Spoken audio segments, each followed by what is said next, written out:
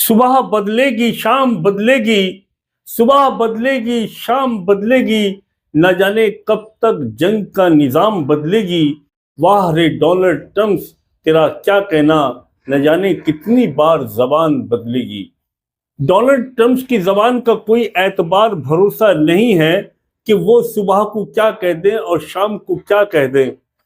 Donald Trump एक बार तो जंग के खत्म होने का ऐलान करते हैं और दूसरी तरफ जंग के बेड़ों को चारों तरफ लगाने का ऐलान करते हैं। डोनाल्ड ट्रम्प एक बार तो सीज फायर का ऐलान करते हैं और दूसरी तरफ वो ईरान की तमाम इलाके की नाकाबंदी यानी हॉर्मुज की नाकाबंदी करते हैं। एक तरफ तो डोनाल्ड ट्रम्प इस्लामाबाद के अंदर शांति वार्ता का ऐलान करते हैं और दूसरी तरफ ऐलान करते हैं कि हम ईरान के ऊपर बमबारी कर देंगे अगर वार्ता विफल हो गई।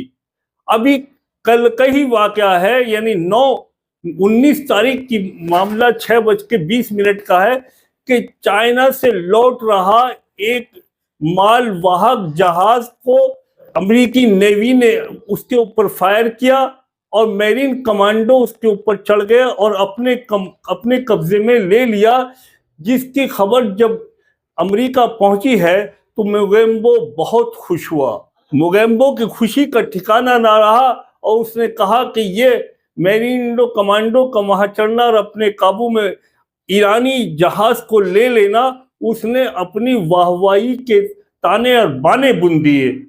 उधर दूसरी तरफ ईरान RIGC ने इस बात को लेकर जबरदस्त विरोध किया और कहा कि इस तरह के ये जो हरकत की है अमेरिका ने, ये समुद्री डकैती है और इसको समुद्री डकैती ही कहा जाएगा।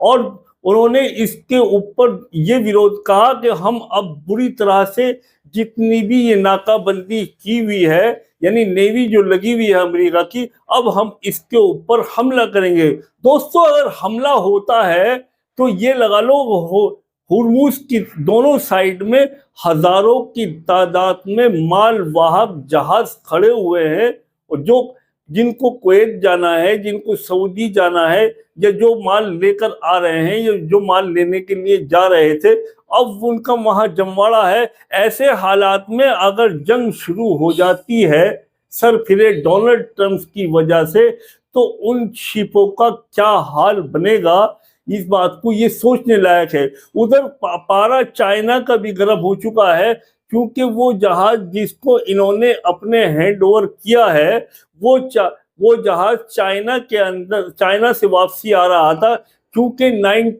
90% ऑयल ईरान का चाइना ही जाता है और चाइना जहाज जाते रहते हैं, चाइना से जहाज वापसी आते रहते हैं। ईरान ने साफ लफ्जों में कह दिया कि हम यूरेनियम को किसी भी हाल में किसी भी देश को नहीं सौंपेंगे, जबकि डोनाल्ड ट्रम्प का कहना यह है कि यूरेनियम जो ईरान के पास है वो हमारे हवाले करना ही पड़ेगा और रूट ऑफ हॉर्मुज को भी हमारे हवाले ही करना पड़ेगा।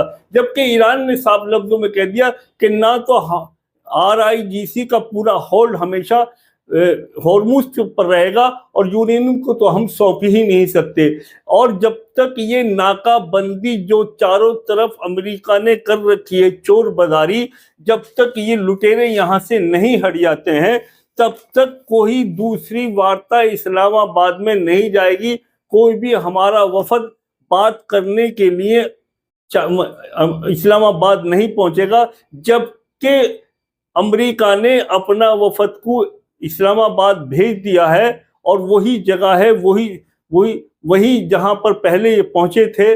और इसमें JD वंश और इनके दामाद भी वहां पहुंचने वाले हैं, यानी कल सुबह तक वो ये वहां पहुंच जाएंगे और मंगलवार के दिन बात होनी है। उधर ईरान ने इस बात को लेकर साफ इनकार कर दिया है कि हमें डोनाल्ड ट्रम्प से बहुत बार गैर जिम्मेदाराना बात करते हैं और गैर जिम्मेदाराना बात की है। इससे पहले हम कई बार इनसे धोखा खा चुके हैं और नाकाबंदी होने के बावजूद हम इस वार्ता में नहीं शामिल हो सकते, क्योंकि ये नाकाबंदी और इस तरह की जो हरकत हुई है, आज जो फायर किया गया है, ये सीज फायर का जबरदस्त उल्लंघन है, और जब तक ये यहाँ से नाकाबंदी समाप्त नहीं होगी, हम किसी भी हाल में इस्लामाबाद वार्ता के लिए नहीं जाएंगे। अब देखना यह है कि तमाम अमेरिकी लोग वहां पहुंच चुके हैं। वहां पूरी तरह से शहर एक आर्मी के अंडर में आ चुका है,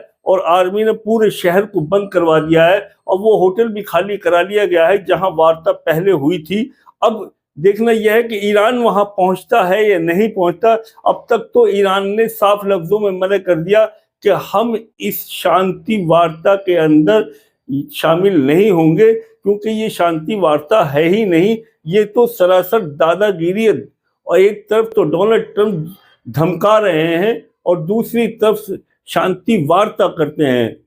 एक अमेरिकी चैनल है CNN, जो बड़ा जिम्मेदार CNN है, जिसके ऊपर पीछे पाबंदी भी लगाने के लिए बात करी थी अमेरिकी सरकार ने।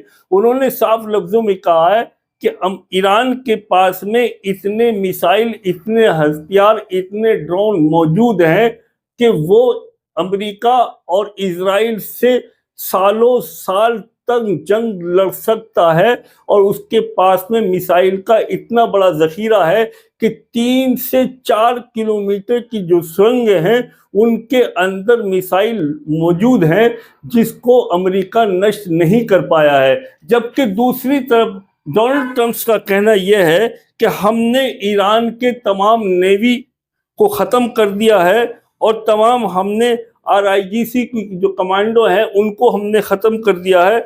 अब यानी उन्होंने कहा कि हम अब उनके पास में, ईरान बिल्कुल कमज़ोर खस्ता हालत में है, ईरान के पास अब कुछ नहीं बचा है लड़ने के लिए।